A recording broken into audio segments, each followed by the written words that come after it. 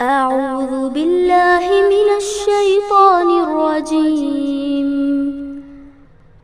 بسم الله الرحمن الرحيم. اقرأ باسم ربك الذي خلق.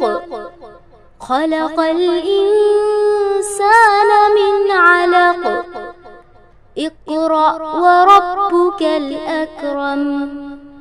الذي علم بالقلم. علم الإنسان ما لم يعلم. السلام علیکم ورحمۃ اللہ وبرکاتہ. رب اشرح لی صدری ویسر لی امری واحلل عقدۃ من لسانی یفقہوا قولی. رب یسر ولا تعسر وتمم بالخیر. اللہم انفعنا بما علمتنا وعلمنا ما ينفعنا وزدنا علما. تمام تعریفیں اللہ رب العالمین کے لیے ہیں اور ہمارے نبی محمد صلی اللہ علیہ وسلم پر ہزاروں درود و سلام. پیاری بہن السلام علیکم ورحمۃ اللہ وبرکاتہ. آج ہم انشاءاللہ سورہ نساء مکمل کر دیں گے. سورہ نساء کا آخری رکوع ہے. اللہ کے رسول صلی اللہ علیہ وسلم نے کی حدیث ہے کہ اللہ کے رسول صلی اللہ علیہ وسلم نے فرمایا کہ اپنی عورتوں کو سورہ نساء اور سورہ نور کی تعلیم دو. تو یہ ہماری ایک چھوٹی سی کوشش تھی.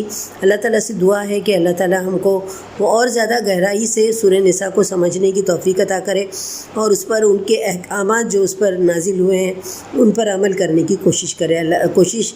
توفیق عطا کرے, ہم اس پر عمل کرنے کی کوشش کریں. اللہ تعالیٰ ہم کو اس میں کامیابی عطا کرے. چلیے اب ہم شروع کرتے ہیں سورہ نساء کا 24واں رکوع, آخری رکوع شروع کرتے ہیں. اعوذ باللہ من الشیطان الرجیم. بسم اللہ الرحمن الرحیم. لن یستنکف المسیح, اور ہرگز آر نہیں سمجھتے کون؟ مسیح یعنی عیسیٰ علیہ السلام. ان یکونا, کہ وہ ہو جائیں عبد للہ, اللہ کا بندہ. یعنی اللہ کے عیسیٰ علیہ السلام جو ہے وہ اس بات میں کوئی ان کو شرمندگی محسوس نہیں ہوتی ہے کہ وہ اللہ کا بندہ بن کر رہیں. ولا الملائکۃ المقربون, اور نہ مقرب فرشتے بھی, ان کو بھی اس بات میں کوئی آر نہیں محسوس ہوتا کہ وہ اللہ کا بندہ بن کر رہیں. وَمَن يَسْتَنْكِفْ عَنْ عِبَادَتِهِ, اور جو شخص شرمندگی محسوس کرے گا اللہ کا بندہ بن کر رہنے میں, وَيَسْتَكْبِرْ, اور تکبر کرے گا, فَسَيَحْشُرُهُمْ إِلَيْهِ جَمِيعًا, تو اللہ تعالیٰ فرما رہے ہیں کہ ہم ان سب کو عنقریب اپنے یہاں اکٹھا کریں گے. اس آیت کا مطلب دیکھ لیتے ہیں کہ لن یستنکف, یعنی عیسیٰ علیہ السلام جو ہیں وہ اس بات میں کوئی شرمندگی نہیں محسوس کرتے کہ وہ اللہ کا بندہ ہو کر رہیں, اور نہ ہی مقرب فرشتے بھی اس بات میں کوئی شرمندگی محسوس کرتے ہیں. اور پھر اللہ تعالیٰ فرما رہے ہیں کہ جو شخص اس کی بندگی میں یعنی اللہ کا بندہ بن کر رہنے میں شرمندگی محسوس کرے گا اور تکبر کرے گا تو اللہ ان سب کو عنقریب اپنے یہاں اکٹھا کرے گا. تو دیکھیے بہنوں, اس آیت میں جو عیسیٰ علیہ السلام کو جو لوگ خدا سمجھتے ہیں تو ان کی جو تھنکنگ ہے اس کی اس آیت میں تردید کی گئی ہے کہ عیسیٰ علیہ السلام اللہ نہیں ہے.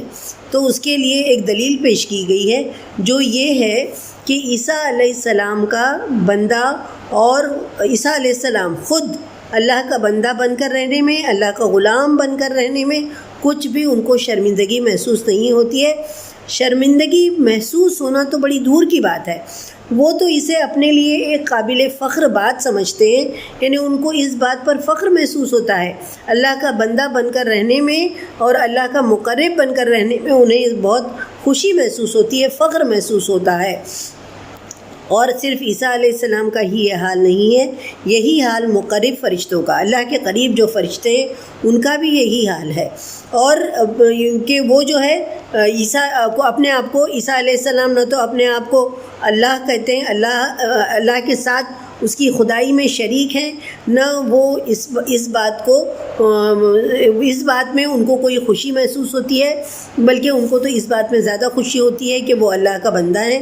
اور اب یہاں پر دو لوگوں کا ذکر کیوں آیا ہے؟ ایک تو مقرب فرشتوں کا ذکر آیا ہے, دوسرے عیسیٰ علیہ السلام کا ذکر آیا ہے. تو عیسیٰ علیہ السلام کا ذکر آیا ہے کیونکہ لوگ جو ہے عیسائی لوگ ان کو اللہ کا بیٹا مانتے تھے اور کوئی جو ہے ان کو خدا مانتا تھا, اور اسی طرح سے جو مقرب فرشتے ہیں ان کو اللہ کی بیٹیاں کہتے تھے. وہ اللہ ہمارا میسج وہ لوگ اللہ تک پہنچاتے ہیں، اللہ کے قریب ہیں وہ لوگ، تو اس طرح سے یہ لوگ ان کو اللہ کی خدائی میں شریک کرتے تھے۔ تو یہاں پر اس بات کی تردید کی گئی ہے کہ عیسیٰ علیہ السلام بھی اس بات میں کوئی خوشی محسوس نہیں کرتے ہیں کہ وہ لوگوں نے ان کو اللہ بنا دیا ہے، اور نہ فرشتے جو ہیں وہ اس بات میں کوئی خوشی محسوس کرتے ہیں کہ لوگوں نے ان کو جو ہے اللہ کا مقرب بنا دیا ہے۔ مقرب تو ہیں وہ لوگ، مگر اللہ نہیں ہیں وہ لوگ، خدا نہیں ہیں وہ لوگ، اور اس بات میں وہ لوگ کوئی خوشی محسوس نہیں کرتے ہیں، بلکہ اللہ کا بندہ بن کر رہنے میں ان کو بڑی خوشی محسوس ہوتی ہے۔ اور پھر اس میں یہ بھی کہا گیا ہے کہ جو عیسائی لوگ جو تھے، اب اس بات کو یہاں پر اس طرح سے سمجھایا گیا ہے کہ عیسیٰ علیہ السلام اللہ نہیں ہیں اور وہ اللہ کے شریک بھی نہیں ہیں، اور نہ مقرب فرشتے ہیں جو ہیں وہ اللہ کے شریک ہیں، کیونکہ جو کسی کا بندہ اور غلام ہو وہ اس کا شریک نہیں ہو سکتا ہے، اور جو اس کا شریک ہو وہ اس کا بندہ اور غلام جو ہے وہ نہیں ہو سکتا ہے۔ تو یہاں پر عیسائیوں پر یہ عیسیٰ علیہ السلام کی عبادت کرتے تھے، وہ ان کو خدا مانتے تھے، تو ان کو سمجھانے کے لیے یہاں پر یہ ان کی حجت تمام کرنے کے لیے یہ دلیل دی گئی ہے یہاں پر کہ وہ جو تھے خود اس بات کا اقرار کرتے تھے، یعنی عیسائی جو تھے وہ اس بات کا اقرار کرتے تھے کہ عیسیٰ علیہ السلام جو تھے وہ زیتون کی پہاڑی پر اللہ کی عبادت کیا کرتے تھے، ایسا ان لوگوں کا ماننا تھا۔ تو ان سے یہ پوچھا جا رہا ہے کہ اگر وہ اللہ ہوتے یا اللہ کا بیٹا ہوتے یا اللہ کا حصہ ہوتے تو اس کی عبادت کیوں کرتے، ہے نا؟ اگر وہ خود خدا ہوتے تو وہ اللہ کی عبادت کیوں کرتے؟ اور پھر فرشتے کے بارے میں بتایا جا رہا ہے کہ وہ ایسی مخلوق ہیں جن کا نہ باپ ہے نہ ماں ہے، کوئی نہیں ہے ان کا، لیکن کبھی بھی کسی فرشتے نے یہ دعویٰ نہیں کیا کہ وہ اللہ ہیں، کبھی انہوں نے اس بات کا دعویٰ نہیں کیا۔ وہ بھی خوشی خوشی اللہ کی رضا، اللہ جو بھی اللہ ان کو حکم دیتا ہے وہ حکم بجا لانے پر جو لوگ خوشی خوشی اس کی عمل کرتے ہیں اور اللہ کی عبادت میں دن اور رات مصروف رہتے ہیں، ہے نا؟ جو فرشتے ہیں وہ اللہ کی دن رات عبادت کرتے رہتے ہیں۔ اور پھر یہ بات یہاں پر بتائی گئی ہے کہ اللہ کی عبادت پہ جو لوگ شرمندگی محسوس نہیں کرتے ہیں تو پھر فرشتے بھی نہیں محسوس کرتے ہیں اور نہ عیسیٰ علیہ السلام محسوس کرتے ہیں، تو وہ خدا نہیں ہو سکتے ہیں، بلکہ وہ کیا ہیں؟ خدا کے بندے ہیں اور وہ اللہ کے رسول ہیں، فرشتے نہیں ہیں۔ وہ لوگ وہ لوگ خدا نہیں ہیں، وہ لوگ نہ فرشتے نہ عیسیٰ علیہ السلام۔ اب آگے کی آیت دیکھتے ہیں۔ فَأَمَّا الَّذِينَ آمَنُوا، پس جو لوگ ایمان لائے اور وَعَمِلُوا الصَّالِحَاتِ اور انہوں نے نیک عمل کیا، فَيُوَفِّيهِمْ أُجُورَهُمْ تو اللہ تعالیٰ فرماتے ہیں کہ ہم ان کو ان کا اجر پورا دیں گے، وَيَزِيدَهُمْ اور مزید اور زیادہ بھی دیں گے، من فضلہ اپنے فضل سے۔ وَأَمَّا الَّذِينَ تنکفوا اور وہ لوگ جنہوں نے اللہ کی بندگی میں عار سمجھا، اللہ کی بندگی کرنے میں اپنے آپ کو کمتر محسوس کیا، واستکبروا اور انہوں نے تکبر کیا، فَيُعَذِّبُهُمْ عَذَابًا عَلِيمًا تو اللہ تعالیٰ فرما رہے ہیں کہ اللہ تعالیٰ جو ہے ان لوگوں کو دکھ دینے، عذابًا عظیما تو اللہ تعالیٰ فرما رہے ہیں کہ وہ اللہ تعالیٰ جو ہے وہ انہیں عذاب دے گا، دردناک عذاب، وَلَا يَجِدُونَ اور وہ نہیں پائیں گے، لَهُم مِّن دُونِ اللَّهِ اور وہ اپنے لیے اللہ کے سوا نہیں پائیں گے، وَلِيًّا وَلَا نَصِيرًا نہ کوئی حامی پائیں گے اور نہ مددگار پائیں گے۔ تو اس آیت میں یہ بتایا جا رہا ہے کہ جو لوگ ایمان لائے اور نیک عمل کرتے رہے انہیں ان کے پورا اجر دے گا اللہ تعالیٰ، ان کا جو بھی انہوں نے کام کیا، جو بھی عمل کیا، اللہ تعالیٰ ان کے عملوں کا ان کو پورا اجر دے گا۔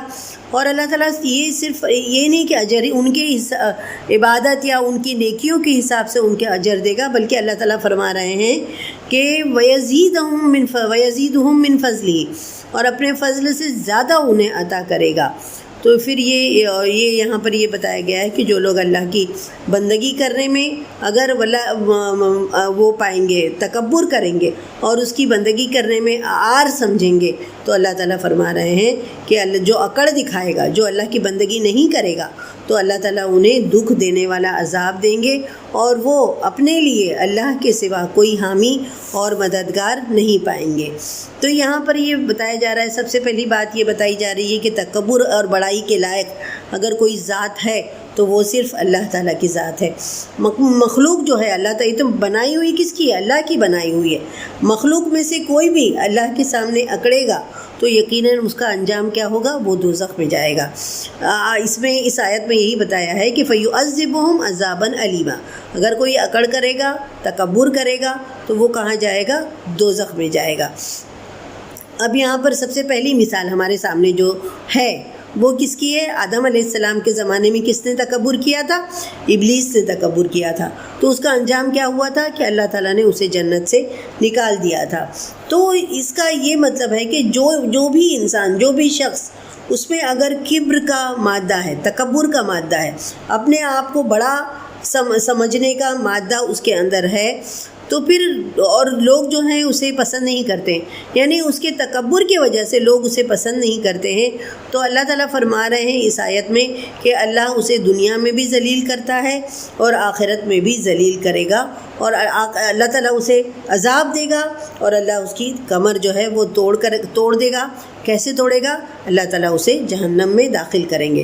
رسول اللہ صلی اللہ علیہ وسلم نے ایک حدیث ہے، اللہ کے رسول صلی اللہ علیہ وسلم نے فرمایا کہ اللہ کے سامنے جنت اور دوزخ کا جھگڑا ہوا۔ جنت نے کہا پروردگار میرا تو یہ حال ہے کہ مجھ میں وہی لوگ آ رہے ہیں جو دنیا میں کمزور تھے، حقیر سمجھے جاتے تھے، دنیا میں ان کی کوئی ویلیو نہیں تھی۔ اور دوزخ نے کیا کہا کہ مجھ میں تو وہ لوگ آ رہے ہوں گے جو دنیا میں تکبر کرتے تھے اور وہ اپنے آپ کو بڑا سمجھتے تھے۔ تو اللہ نے جنت سے فرمایا کہ تو میری رحمت ہے، اور دوزخ سے فرمایا کہ تو میرا عذاب ہے۔ تو جنت میں کون لوگ داخل ہوں گے؟ جو دنیا میں کمزور سمجھے جاتے تھے وہ لوگ جو ہیں جنت میں داخل ہوں گے، اور وہ تکبر نہیں کرتے تھے، اللہ کے حکم کے مطابق اپنی زندگی گزار رہے تھے، تو وہ کمتر بن کر رہتے تھے، جھک کر رہتے تھے، سب کے سامنے اپنی بڑائی کا اظہار نہیں کرتے تھے، تو اللہ تعالیٰ ان کو جنت میں اونچا مقام عطا کرے گا، اور اللہ تعالیٰ انہیں جنت میں داخل کرے گا۔ اور جو لوگ دنیا میں بڑائی کرتے تھے، اکڑ کے رہتے تھے، تکبر کرتے تھے، تو پھر ان کا ٹھکانہ مرنے کے بعد کیا ہوگا؟ جہنم ہوگا۔ اللہ تعالیٰ فرما رہے ہیں، ایک اور حدیث یہاں پر لکھی ہے کہ ایک دفعہ آپ صلی اللہ علیہ وسلم نے فرمایا کہ کیا میں تمہیں بتاؤں کہ جنتی کون ہے اور دوزخی کون ہے؟ پھر اللہ کے رسول صلی اللہ علیہ وسلم نے فرمایا کہ جنتی ہر وہ کمزور جو ہوتا ہے اور اس کا مزاج جو ہے نا بہت ڈاؤن ٹو ارتھ رہتا ہے، اگر وہ اللہ کے بھروسے پر قسم کھا بیٹھے تو اللہ اسے سچا کر دیتا ہے۔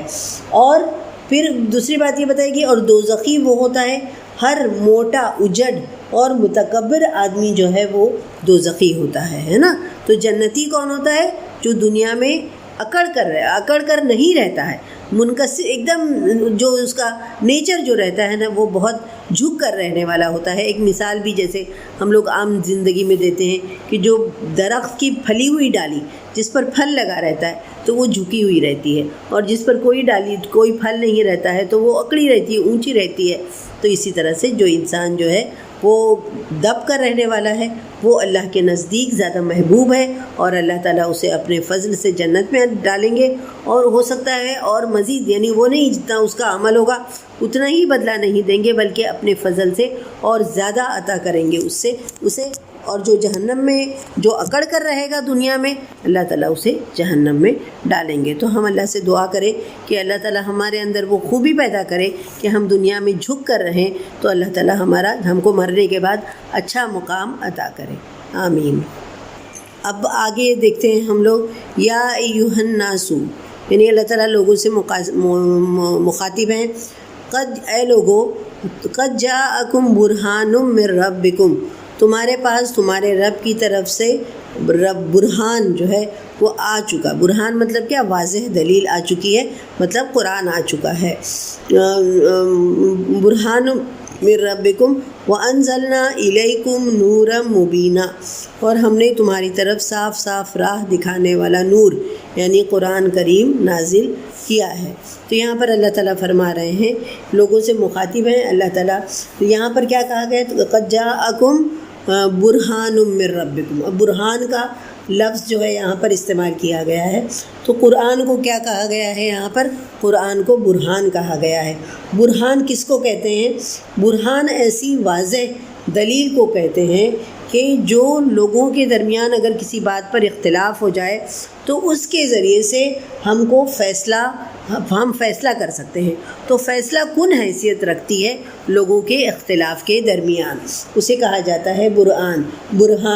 اور قرآن اس لحاظ سے قرآن کو برہان کہا گیا ہے کہ اس نے اپنے مخاطب تمام کفار، قرآن کا مخاطب کون تھے؟ عرب تھے اس زمانے میں، تو اس نے تمام جو کفار تھے وہ ان کو چیلنج کیا کہ اگر تم یہ سمجھتے ہو کہ یہ اللہ کا کلام نہیں ہے بلکہ کسی انسان کا کلام ہے تو تم سب مل کر ایک دوسرے کی مدد کرو اور قرآن جیسی کوئی ایک صورت بنا لاؤ.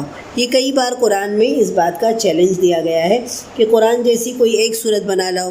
کوئی تین صورتیں تک 3 بار شاید قرآن میں جو ہے اس کا چیلنج کیا گیا ہے کہ تم سب مل کر اس قرآن جیسی کوئی ایک صورت بنا لاؤ، کوئی 10 صورتیں بنا لاؤ. اس طرح کا چیلنج کیا گیا ہے. لیکن کہتے ہیں کہ عرب کے تمام فصیح و بلیغ شعراء جو تھے وہ سب مل کر جو ہے قرآن جیسی ایک صورت، اس قرآن کے اس چیلنج کو وہ لوگ قبول نہیں کر سکے اور ایک سورہ کیا کچھ بھی وہ لوگ بنا کر نہیں لا سکے. تو اس سے کیا پتہ کرتا ہے وہ لوگ بالکل تو اس جو 3 چیزوں کا یہاں پر ثبوت ملتا ہے کہ جو قرآن جو ہے وہ کس کی کتاب ہے؟ اللہ کا کلام ہے. اور یہ قرآن جو ہے اللہ تعالیٰ کی طرف سے نازل کیا گیا ہے. اور یہ بھی ثبوت ملتا ہے اس قرآن کے ذریعے سے ہم کو کہ آپ صلی اللہ علیہ وسلم جو ہیں وہ اللہ تعالیٰ کے پیغمبر ہیں، اللہ تعالیٰ کے نبی ہیں. تو یہ ساری چیزوں کے ثبوت ہم کو قرآن میں ملتے ہیں. اسی لحاظ سے قرآن کو کیا کہا گیا ہے؟ برہان کہا گیا ہے. یعنی انسانی ہدایت کے لیے، دنیا اور آخرت میں نجات کے لیے، زندگی کے ہر پہلو پر روشنی ڈالنے کے لیے قرآن جو ہے وہ ایک بہت فصیح و بلیغ کتاب ہے، مدلل کتاب ہے. ہر بات کا ثبوت اس کے اندر دلیل کے ساتھ ملتا ہے. ایسی ہواؤں میں نہیں کوئی بات کی گئی ہے بلکہ دلیل کے ساتھ اس میں ہر بات کا ثبوت جو ہے وہ ہم کو ملتا ہے. تو یہ جو اس میں یہی فرمایا گیا ہے کہ اے لوگو تمہارے پاس آ گئی برہان یعنی قرآن من ربکم، تمہارے رب کی طرف سے آ گیا ہے. وَأَنزَلْنَا إِلَيْكُمْ نُورًا مُبِينًا، اور اللہ نے تمہارے پاس ایک نور یعنی قرآن کریم نازل کیا ہے. فَأَمَّا آگے کی آیت دیکھتے ہیں. فَأَمَّا الَّذِينَ آمَنُوا بِاللَّهِ، تو جو لوگ ایمان لائے اللہ پر، وَاعْتَصَمُوا بِهِ فَسَيُدْخِلُهُمْ، اور انہوں نے قرآن کو مضبوطی سے تھام لیا انہوں نے قرآن کو مضبوطی سے. سب سے پہلی بات کیا کہی گئی ہے اس میں کہ فَأَمَّا الَّذِينَ آمَنُوا بِاللَّهِ، جو ایمان لائے. سب سے پہلی چیز کیا ہے؟ اللہ پر ایمان لانا. وَاعْتَصَمُوا بِهِ، اور ان قرآن کو مضبوطی سے تھام لیا. تھامنا مطلب کیا ہے؟ ٹائٹ پکڑنا نہیں ہے. تھامنا کا مطلب یہ ہے یہاں پر کہ قرآن کے احکامات پر عمل کرنا. جس چیز کے لیے قرآن نے کہا ہے اس کو وہ کر لینا، اور جس چیز سے رکنے کے لیے کہا ہے قرآن میں اس سے رک جانا. یہ ہے قرآن کو مضبوطی سے تھامنا. تو اللہ تعالیٰ یہاں فرما رہے ہیں کہ وَاعْتَصَمُوا بِهِ فَسَيُدْخِلُهُمْ فِي رَحْمَةٍ مِّنْهُ، تو اللہ تعالیٰ فرما رہے ہیں کہ انہیں اللہ اپنی رحمت اور منہ وفضل، اپنے رحمت اور فضل میں شامل کرے گا. وَيَهْدِيهِمْ إِلَيْهِ صِرَاطًا مُسْتَقِيمًا، اور اپنی طرف آنے کی سیدھی راہ جو ہے انہیں دکھائے گا. یعنی جو اللہ پر ایمان لائے گا اور قرآن پر عمل کرے گا، قرآن کو مضبوطی سے تھام لے گا، تو اللہ تعالیٰ فرما رہے ہیں کہ اللہ انہیں اپنی رحمت اور فضل میں شامل کرے گا اور اپنی طرف آنے کی سیدھی راہ انہیں دکھائے گا. یعنی جو شخص جو ہے یہ قرآن کو اپنے لیے مشعل راہ بنائے گا. یعنی دیکھیے اندھیرا راستہ ہے اور اگر کسی کے ہاتھ میں مشعل ہے یعنی چراغ ہے، اس کے ہاتھ میں چراغ ہے اور وہ اس چراغ کی روشنی میں چل رہا ہے تو اس کے بھٹکنے کے امکانات جو ہیں وہ بہت کم ہو جاتے ہیں. تو اسی طرح سے یہاں بتایا جا رہا ہے، اس آیت میں یہ بتایا جا رہا ہے کہ جو شخص اس قرآن کو روشنی بنا کر اس کی روشنی میں اپنی زندگی کا سفر سے طے کرے گا تو وہ نہ راستہ بھٹکے گا اور نہ راستہ بھولے گا اور نہ ہی غلط راستے پر پڑنے کا اس کے لیے کوئی امکان ہوگا. اللہ کی رحمت اور اس کا فضل اس کے شامل حال رہیں گے اور یہی قرآن اس کو جو ہے اللہ کی سیدھی راہ تک پہنچا دے گا، اس کو بھٹکنے نہیں دے گا۔ مگر وہی ایک حدیث ہے نا کہ میں تمہارے درمیان دو چیزیں چھوڑ کے جا رہا ہوں، ایک اللہ کی قرآن، ایک وہ جو کہ اللہ کی رسی ہے جس کا ایک سرا اللہ کے ہاتھ میں ہے اور دوسرا سرا انسان کے ہاتھ میں ہے۔ تو جو اللہ کی رسی کو مضبوطی سے تھام لے گا اس کے بھٹکنے کے امکانات نہیں کے برابر ہیں۔ اور دوسری چیز جو ہے وہ اللہ کے رسول صلی اللہ علیہ وسلم کی سنتیں ہیں۔ ہم کو ان دو چیزوں پر عمل کریں گے اگر تو ہم بھٹکیں گے نہیں۔ اللہ تعالیٰ ہمیں اپنی رحمت میں لے لے گا اور ہمیں اللہ کی طرف جانے والا سیدھا راستہ جو ہے وہ ہمیں دکھا دے گا۔ اب دیکھیے بہنوں، اب ہم آگے کی آیت دیکھتے ہیں۔ آگے کی آیت جو ہے یستفتونک، اللہ تعالیٰ فرما رہے ہیں کہ وہ آپ سے فتویٰ پوچھتے ہیں، ہے نا، وہ آپ سے سوال پوچھتے ہیں یا وہ آپ سے فتویٰ پوچھتے ہیں۔ قل اللہ، آپ کہہ دیجئے کہ اللہ جو ہے وہ یفتیکم، فتویٰ دیتا ہے تمہیں، فی الکلالہ، اللہ تمہیں کلالے کے متعلق فتویٰ دیتا ہے۔ یعنی اس آیت کا مطلب یہ ہے کہ وہ آپ سے کلالہ کے متعلق فتویٰ پوچھتے ہیں۔ آپ ان سے کہہ دیجئے کہ اللہ تمہیں اس کے بارے میں یہ فتویٰ دیتا ہے کہ ان امرؤ ہلک لیس لہ ولد، اگر کوئی شخص مر جائے، اگر کوئی، اس کے بارے میں کلالہ کس کو کہا جاتا ہے اس آیت میں بتایا گیا ہے، ان امرؤ ہلک لیس لہ ولد، یعنی اگر کوئی شخص جو ہے لاولد مر جائے، یعنی اس کا بیٹا نہ ہو، ولہ اخت، اور اس کی ایک بہن ہو، فلہا نصف ما ترک، تو اسے ترکے کا نصف ملے گا۔ یعنی اس میں یہ بتایا گیا ہے کہ لوگ آپ سے کلالہ کے متعلق فتویٰ پوچھتے ہیں۔ آپ ان سے کہیے کہ اللہ تمہیں اس بارے میں یہ فتویٰ دیتا ہے کہ اگر کوئی شخص لاولد مر جائے، یعنی اس کا بیٹا بیٹی کچھ نہ ہو، اولاد نہ ہو اس کی، اور اس کی ایک بہن ہو، تو اسے ترکے کا نصف حصہ ملے گا۔ وَهُوَ يَرِثُهَا إِن لَّمْ يَكُن لَّهَا وَلَدٌ، اور اگر کلالہ جو ہے وہ عورت ہو، ہے نا، اس کی جو وہ ہے کلالہ جو مر گئی ہے، جس کا انتقال ہو گیا ہے، وہ اگر عورت ہے یعنی لاولد ہے، إِن لَّمْ يَكُن لَّهَا وَلَدٌ، یعنی اس کے بھی بچے نہیں ہیں، فَإِن كَانَتَا اثْنَتَيْنِ، تو پھر کیا ہوگا کہ اس کا بھائی اس کا وارث ہوگا، فَلَهُمَا الثُّلُثَانِ، تو ان کو ترکے کا 2/3 ملے گا، مما ترکا، جو اس نے چھوڑا ہے، ترکے کا 2/3 ملے گا۔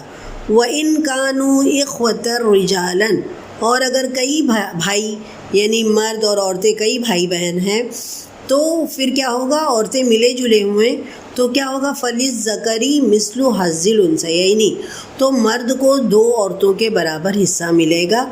یبین اللہ وضاحت کرتا ہے تمہارے لیے، بیان کرتا ہے، لکم ان تضلوا، کہ اگر تم بھٹک جاؤ، بھٹکتے نہ پھرو، اللہ تمہیں اس لیے یہ ساری چیزیں بیان کرتا ہے کہ تم بھٹکتے نہ پھرو، واللہ بکل شیء علیم، اور اللہ جو ہے وہ ہر شے کا جاننے والا ہے۔ تو یہاں پر یہ بتایا گیا ہے کہ لوگ آپ سے کس کے بارے میں فتویٰ پوچھتے ہیں۔ اب سب سے پہلے میں بتا دوں، اس سورے کے شروع میں بھی آپ نے جو کلالہ کے بارے میں احکام جو ہے وہ آ چکے ہیں۔ تو یہاں پہ اس شروع کے آیت نمبر 12 میں کلالہ کے بارے میں کلالہ کے میراث کے احکام، یعنی جو مطلب اگر کسی کے بچے ہیں تو اس کا تو سیدھا سیدھا ہوتا ہے کہ بیٹے کو 2 حصہ ملتا ہے، بیٹی کو 1 حصہ ملتا ہے۔ مگر اگر کوئی شخص جس کا انتقال ہو گیا، اس کی کوئی اولاد ہی نہیں ہے اور اس کی الگ الگ کنڈیشنز ہیں کہ ایک بہن ہے یا بھائی بہن ہے یا کئی بھائی بہن ہیں، تو ان میں پھر ان کے درمیان جو ہے یہ پھر کیسے تقسیم ہوگا، تو اس کے بارے میں حالانکہ دیکھیے ہم کو تھوڑی بہت نالج ہونی چاہیے، مگر جب یہ تقسیم میراث کا جب آتا ہے تو لوگ عام طور سے مفتی لوگ سے رجوع کرتے ہیں، اس کے بعد جو ہے میراث تقسیم ہوتی ہے نا۔ تو خالی اس میں بیان کیا گیا ہے وہ ہم تھوڑا سا موٹا موٹا سمجھ لیں گے۔ کلالہ کے بارے میں ہم نے پہلے بھی پڑھ لیا ہے، اس کے پہلے سورہ نساء میں آیت نمبر 12 میں اس کے بارے میں آیا ہے۔ تو کلالہ، سب سے پہلے کلالہ اس شخص کو کہتے ہیں جس کے نہ ماں باپ ہیں مطلب اوپر بھی کوئی نہیں ہے اس کے اور نہ اس کی اولاد ہے، اولاد بھی نہیں ہے اس کی، تو ایسے شخص کو کلالہ کہتے ہیں۔ تو یہاں پر کلالہ کی میراث کی تقسیم کے بارے میں نازل ہوا ہے، تو یہ اس کے بارے میں کہا جاتا ہے کہ یہ آیت جو نازل ہوئی تھی اللہ کے رسول صلی اللہ علیہ وسلم کی زندگی کے آخری دنوں میں نازل ہوئی تھی، اور اس وقت جو ہے سورہ نساء مکمل ہو چکی تھی، تو بعد میں اسی سورے میں کلالہ کا ذکر پہلے سے آ چکا ہے، اس لیے اس آیت کو یہاں پر شامل کر دیا ہے، تو اسی حساب سے اس کلالہ کا ذکر جو ہے یہاں پر آخر میں آ گیا ہے۔ تو آپ کہتے ہیں کہ کلالہ کی میراث کی تقسیم، ہم کچھ پوائنٹس ہیں وہ ہم خالی پڑھ لیں گے۔ کہتے ہیں کہ اولاد 3 قسم کی ہوتی ہے، ایک عینی ہوتی ہے یعنی سگے بھائی بہن، ایک ماں ایک باپ وہ ہیں سگے بھائی بہن جن کے ماں اور باپ ایک ہوں، دوسرے الاتی یا سوتیلے یعنی جن کا باپ تو ایک ہو اور مائیں الگ الگ ہوں، پھر اخیافی، یہ تو اس میں یہ ہوتا ہے کہ ماں ایک ہوتی ہے اور باپ الگ الگ ہوتے ہیں، یعنی انتقال ہو گیا تو دوسری شادی کر لیے تو باپ الگ الگ ہوئے ماں ایک ہوئی، تو یہ 3 طرح کے بھائی بہن جو ہے وہ ہوتے ہیں۔ تو اس میں جو ہے آیت نمبر 12 میں کلالہ کے میراث کے بارے میں احکام نازل ہو چکے ہیں کہ یہاں پر کلالہ کی جو میراث ہے ترکہ ہے اس کی تقسیم کیسے ہوگی، تو اس میں ہم تھوڑا سا سرسری طور پر اس کو دیکھ لیں گے کہ کیا ہے کہ اس میں یہ آیت بیان ہو رہی ہے کہ حقیقی یا سوتیلے بہن بھائیوں سے تعلق رکھتے ہیں تو کلالہ کی میراث کی تقسیم میں 2 باتوں کا خیال رکھنا چاہیے۔ ایک یہ کہ اگر کلالہ کے حقیقی بہن بھائی موجود ہو، یعنی اگر جس کا انتقال ہو گیا ہے اس کے سگے بھائی بہن بھی موجود ہیں اور سوتیلے بھی ہیں، تو حقیقی بہن بھائیوں کی موجودگی میں سوتیلے بہن بھائیوں کو حصہ نہیں ملے گا، اور حقیقی نہ ہو سگے بھائی بہن نہ ہو تو پھر سوتیلوں میں جائیداد کی تقسیم جو ہے وہ ہوگی۔ یہ ایک بات ہوگی۔ دوسرے یہ کہ کلالہ کے بہن بھائیوں میں تقسیم میراث کی بالکل وہی صورت ہوگی جو اولاد کی صورت میں ہوتی ہے، یعنی اگر صرف ایک بہن ہو تو اس کو آدھا حصہ ملے گا، 2 ہوں یا 2 سے زیادہ بہنیں ہوں تو ان کو 2/3 ملے گا، اور اگر صرف بھائی ہی ہوں تو تمام ترکے کا واحد وارث ہوگا، اور اگر بہن بھائی ملے جلے ہوں تو ان میں سے ہر مرد کو 2 حصہ اور ہر عورت کو 1 حصہ ملے گا۔ یہ ہے کلالہ کی تقسیم، بہن بھائی، سگے بھائی بہن، اخیافی بھائی بہن، الاتی بھائی بہن، اس میں جو ہے یہ تقسیم کے بارے میں کچھ پوائنٹس ہیں، اس کو ہم کو بہت گہرائی سے اگر آپ اس کا مطالعہ کریں گی تو سمجھ میں آئیں گا۔ ابھی جو ہے ہم سرسری اس کو دیکھ لیتے ہیں۔ اب دیکھیے اس کی تفسیر میں کچھ اور باتیں لکھی ہوئی ہیں، ہم اس کا بھی مطالعہ کر لیتے ہیں کہ کلالہ اس مرد یا عورت کو کہتے ہیں جس کی نہ تو اولاد ہو اور نہ ماں باپ ہوں، بلکہ باپ کی جانب میں کوئی رشتہ دار موجود نہ ہو۔ اب کلالہ کی بھی 2 صورتیں ہیں، ایک یہ ہے کہ عورت اور اس کا خاوند بھی موجود نہ ہو، یا مرد ہو اس کی بیوی بھی نہیں ہو، اور دوسری یہ کہ میت مرد ہو اور اس کی بیوی موجود ہو، یا میت عورت ہو تو اس کا خاوند بھی موجود ہو۔ تو اس میں کیا ہوگا، ان کے جو آدمی اور عورت کی جو وراثت تقسیم ہوگی وہ ان کے مقررہ حصے کے حقدار ہوں گے۔ مثلا اگر کلالہ عورت ہے، یعنی عورت جو مری ہے اس کا نہ تو بچے ہیں نہ ماں باپ ہیں، اس کا جس کا خاندان موجود ہے، حالانکہ اس کے بھائی بہن موجود ہیں، اور اس کی ایک بہن بھی زندہ ہے، تو آدھا حصہ اس کے شوہر کو ملے گا اور آدھا حصہ بہن کو مل جائے گا۔ اور اگر بہنیں 2 یا 2 سے زیادہ ہوں تو پھر جو ہے پھر کس طریقے پر، یعنی کل جائیداد کے 6 کے بجائے 7 حصے کرے جائیں گے، 3 حصے خاوند کو دیے جائیں گے اور 4 حصے بہنوں کو مل جائیں گے۔ اور اگر بہن بھائی ملے جلے ہیں تو حسب قاعدہ وہی ہے کہ آدھی میراث ان میں تقسیم ہوگی، یعنی اور بھائی بہن ملے ہوئے ہیں تو بھائی کو 2 حصہ، عورت کو 1 حصہ۔ اب سوال یہاں پر یہ پیدا ہوتا ہے کہ اگر پہلی صورت ہو، یعنی کلالہ خاوند، عورت کا خاوند بھی نہ ہو یا مرد کی بیوی بھی نہ ہو، یعنی کوئی بھی نہیں ہے، بیوی بھی نہیں ہے، شوہر بھی نہیں ہے، اور اس کی صرف ایک بہن ہو تو آدھا حصہ اس کو مل جائے گا۔ باقی آدھا کسے ملے گا؟ تو اس کا جواب یہ ہے کہ وہ آدھا رد کے طور پر بہن کو بھی دیا جا سکتا ہے اور ذویل ارحام یعنی ایسے رشتہ دار جو ان کے رشتہ داروں کو بھی دیا جا سکتا ہے، چچا کے بیٹوں کو، یا چچا اگر زندہ ہیں تو، اور اگر عورت ہے تو دور کے ماموں کو، پھپھی وغیرہ، یا ان کی اولاد موجود ہے تو انہیں دے دیا جا سکتا ہے، اور اگر وہ بھی نہ ہوں تو بیت المال میں جمع کرایا جا سکتا ہے۔ یہ جو ہے اس کے بارے میں احکام ہے کلالہ کے بارے میں۔ بہت زیادہ گہرائی میں ہم نہیں گئے کیونکہ اتنی زیادہ نالج بھی نہیں ہے، اور اگر بولتے میں کچھ زیادہ بول دیا یا غلط بول دیا تو پھر اس کے لیے ہماری پکڑ ہوگی۔ تو ہم کو کیا کرنا ہے، حالانکہ جب ترکے کی تقسیم ہوتی ہے تو عام طور سے لوگ جو ہے مفتیوں سے رجوع کرتے ہیں۔ تو یہ تھوڑی اوپر موٹی موٹی باتیں تھیں جو ہم نے سمجھا دی ہیں۔ پھر آگے اللہ تعالیٰ فرمائے یبین اللہ تعالیٰ بیان کرتا ہے، وضاحت کرتا ہے تمہارے لیے، ان تضلوا کہ تم بھٹکتے نہ پھرو، یعنی تم یہاں وہاں نہ جاؤ، واللہ بکل شیء علیم اور اللہ ہر چیز کو جاننے والا ہے۔ یعنی صحابہ کرام کو کلالے کی میراث کی تقسیم کے بعض پہلوؤں میں بڑی پریشانی ہوئی تھی، تھوڑی سی ڈیپ ہے نا، تھوڑی گہرائی ہے اس کے اندر۔ تو صحابہ کو بھی اس کے اندر کلالہ کی جو میراث کی تقسیم پر ان کو تھوڑی پریشانی ہوتی تھی، تو اس کا حل اللہ تعالیٰ نے یہاں پر بتا دیا ہے۔ شروع میں تھوڑی سی آیت میں وضاحت کی گئی تھی، اب آخر میں اب تھوڑا سا وضاحت جو ہے یہاں پر کی گئی ہے۔ تو اللہ تعالیٰ فرما رہے ہیں کہ اب تم کو اللہ تعالیٰ نے تمام چیزیں بیان کر دی ہیں، اب تمہیں پریشان ہونے کی ضرورت نہیں ہے۔ یعنی جب صحابہ کرام آپ صلی اللہ علیہ وسلم سے کوئی مسئلہ پوچھتے تو آپ صلی اللہ علیہ وسلم خود اس کا جواب دینے کے بجائے کیا کرتے، وحی الہی کا انتظار کرتے۔ پھر جب کلالہ کے بارے میں آپ صحابہ نے اللہ کے رسول سے سوال کیا تو اللہ کے رسول صلی اللہ علیہ وسلم نے خود کوئی جواب نہیں دیا، کیونکہ جہاں بھی کوئی کمپلیکیٹڈ مسئلہ ہوتا تھا اللہ کے رسول جو ہے خود جواب نہیں دے دیتے تھے، بلکہ وہ انتظار کرتے تھے کہ اللہ کی طرف سے کوئی وحی نازل ہو اور وہ اس کے اوپر پھر سب چیزیں صاف صاف بتا دے۔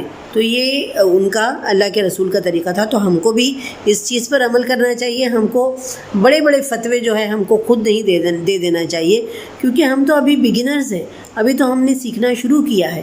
تو ہم کو کیا کرنا ہے، فتویٰ نہیں دینا ہے، بلکہ ہم کو اللہ کی کتاب سے رجوع کرنا ہے، اللہ کے رسول صلی اللہ علیہ وسلم کی حدیثوں سے رجوع کرنا ہے۔ اگر تبھی بھی نہیں سمجھ میں آ رہا ہے تو ہم کو کسی عالم کے پاس جانا ہے اور ہم کو اس کی گہرائی میں جا کر اس سے علم سیکھنا ہے، معلوم کرنا ہے، جو بھی ہماری ضرورت ہے، جو بھی ہم سیکھنا چاہتے ہیں، معلوم کرنا چاہتے ہیں، تو یہ ذرائع ہیں ہمارے پاس، ہم ان سے معلوم کر سکتے ہیں۔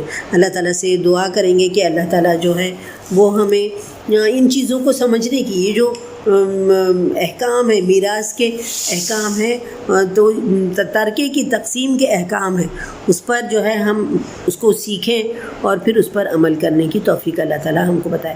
کیونکہ جب ہم سیکھیں گے، جب ہم کو پتہ رہے گا، تب جب کبھی ایسا موقع آئے گا تو ہم الحمدللہ انصاف کے ساتھ جو ہے اس پر عمل کر سکیں گے، ہے نا۔ تو ہم کو یہ سیکھنا جو ہے وہ ضروری ہے، اور گہرائی میں جا کر سیکھنا ہے۔ اوپر سے تھوڑا سا ہم نے سیکھ لیا اور اس کے بعد ہم فتویٰ دینے لگے تو یہ غلط ہوگا۔ ہم اگر غلط بات کسی کو بتائیں گے تو اگر وہ گمراہ ہو گیا تو اس کا عذاب پھر ہمارے اوپر بھی آئے گا۔ اللہ تعالیٰ سے دعا کریں ہم لوگ کہ ہم لوگوں کو ان چیزوں کو، ترکے کا، وراثت کا، ان چیزوں کا جو ہے علم ہم لوگ سیکھیں اور پھر دوسروں کو بھی سکھانے والا اللہ تعالیٰ بنائے ہم کو۔ صدق اللہ العلی العظیم۔ ربنا تقبل منا انک انت السمیع العلیم وتب علینا انک انت التواب الرحیم، آمین یا رب العالمین۔ بسم اللہ الرحمن الرحیم۔